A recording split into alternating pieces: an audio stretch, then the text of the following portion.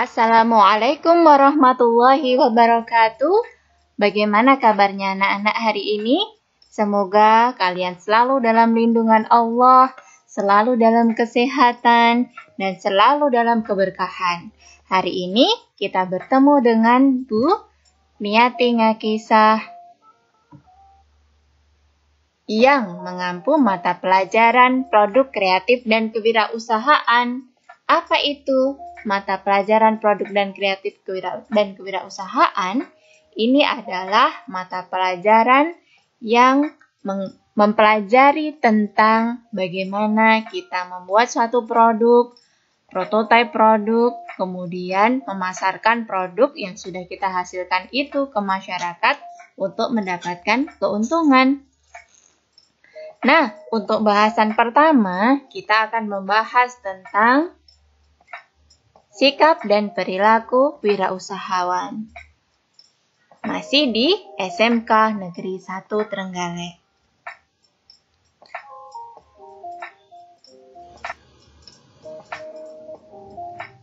Sebelum kita lanjutkan pembelajaran, Anda harus tahu dulu dong.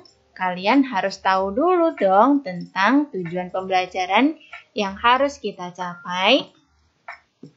Yang pertama adalah siswa dapat memahami tentang wirausaha dan kewirausahaan. Yang kedua, siswa dapat mengidentifikasi sikap dan perilaku wirausaha.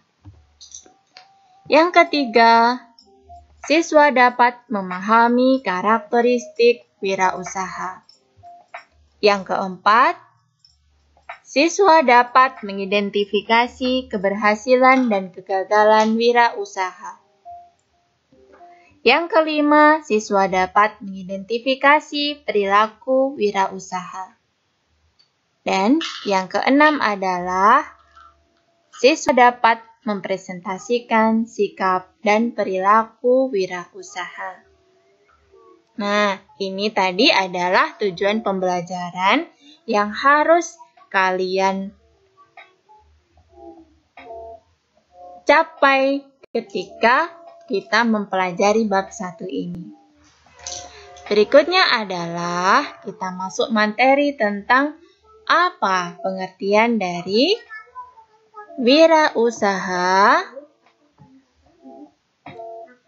Wirausaha atau wirausahawan atau dalam bahasa Inggrisnya adalah entrepreneur adalah orang yang melakukan aktivitas wirausaha yang dicirikan dengan pandai atau berbakat mengenali produk baru, menentukan cara produksi baru, menyusun manajemen operasi untuk pengadaan produk baru, memasarkannya, serta mengatur permodalan operasinya.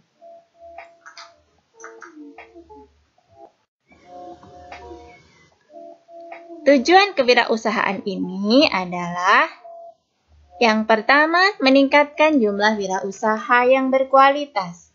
Yang kedua, mewujudkan kemampuan dan kemantapan para wirausaha untuk menghasilkan kemajuan dan kesejahteraan masyarakat. Yang ketiga, membudayakan semangat, sikap, perilaku, dan kemampuan kewirausahaan di kalangan masyarakat yang mampu, andal, dan unggul. Yang keempat, menumbuh kembangkan kesadaran dan orientasi kewirausahaan yang dan kuat terhadap masyarakat.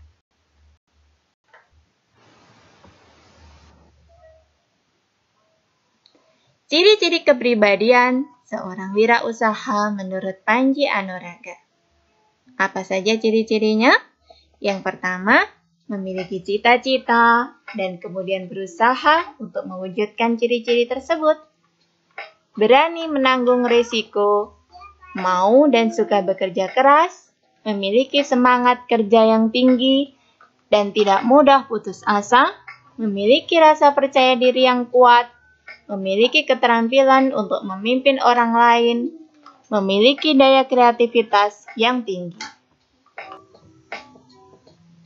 Nah, apa saja yang harus kita hindari agar kita bisa memperoleh kesuksesan?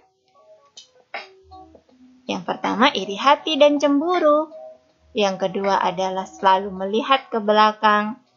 Yang ketiga, pintar mencari alasan.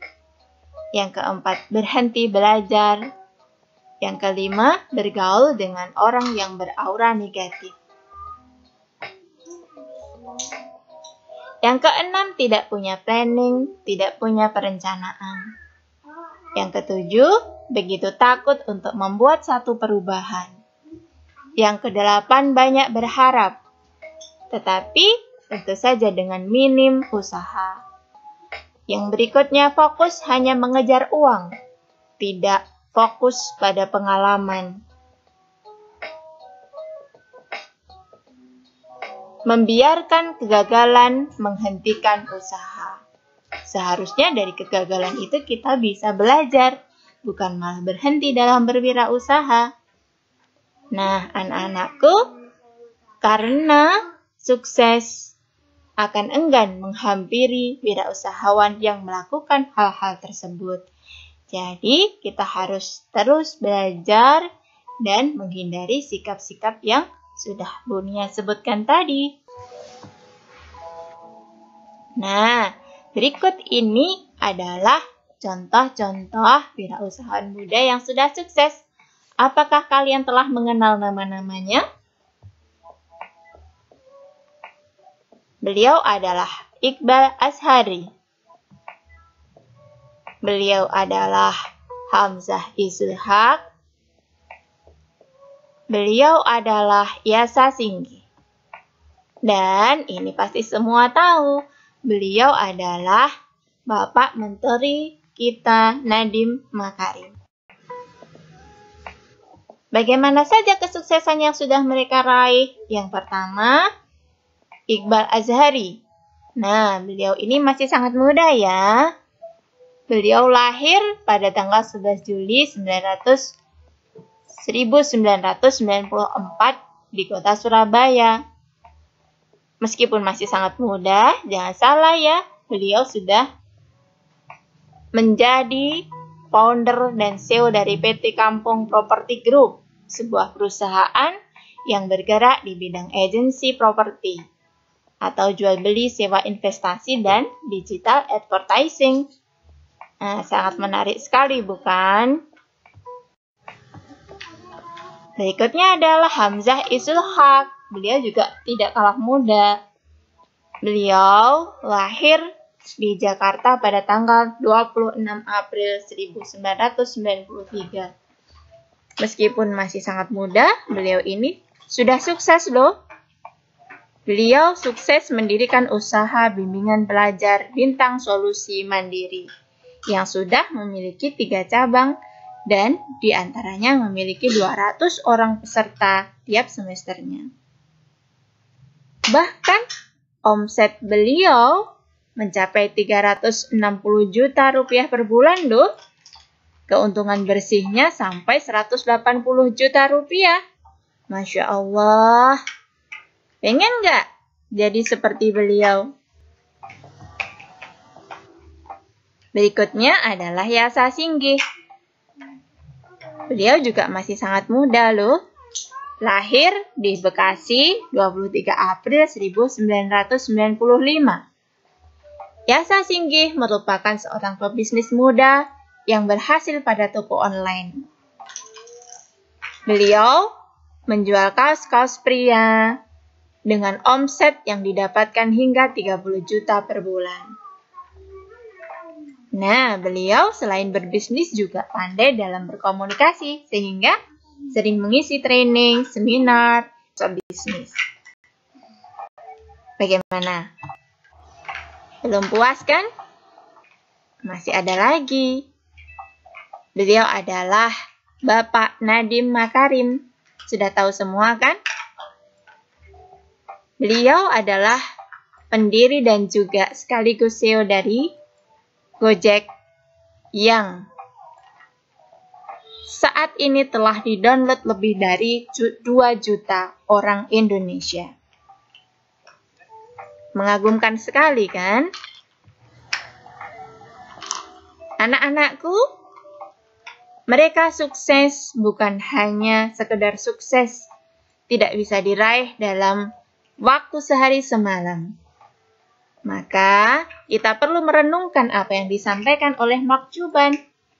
Jalankan pekerjaan, bekerja lebih kuat, berpikir lebih keras, jual lebih banyak harapan prediksi Anda. Tak ada jalan pintas. Kutipan tersebut mengatakan bahwa kesuksesan haruslah ditebus dengan usaha yang begitu besar dan juga proses yang panjang. Tak ada yang mudah dan cepat. Semua bisnis membutuhkan kerja keras dan juga perhitungan yang jelas. Bukan hanya kerja keras saja, karena ada Tuhan, ada Allah yang menentukan semuanya. Sehingga kita harus senantiasa mendekatkan diri pada Tuhan, pada Allah untuk meminta kesuksesan itu. Dewa Eka Prayoga, seorang bisnismen yang bergerak di bidang affiliate marketing, menyampaikan, seorang pengusaha yang hidupnya hanya mencari uang, maka itu jalan tercepat membuat bisnis dan kehidupannya hancur. Maka selain kita fokus pada hasil, kita juga harus fokus pada pengalaman dan jangan lupa kita juga harus berfokus pada bagaimana kita bisa dekat dan meminta kesuksesan itu kepada yang menguasai kita, Tuhan Yang Maha Esa. Demikian materi hari ini. Alhamdulillah semuanya sudah selesai. Dan akhir kata, wassalamualaikum warahmatullahi wabarakatuh.